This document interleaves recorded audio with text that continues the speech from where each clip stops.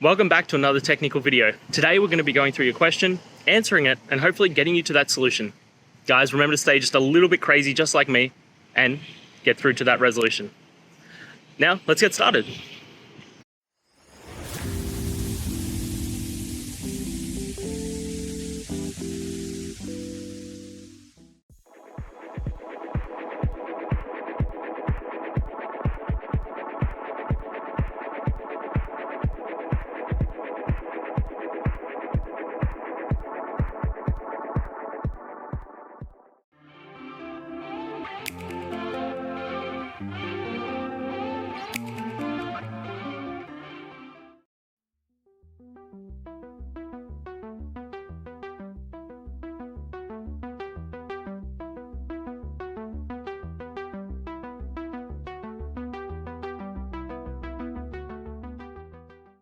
And that's it, guys. I hope this video helped answer your question and you found that answer that you're looking for.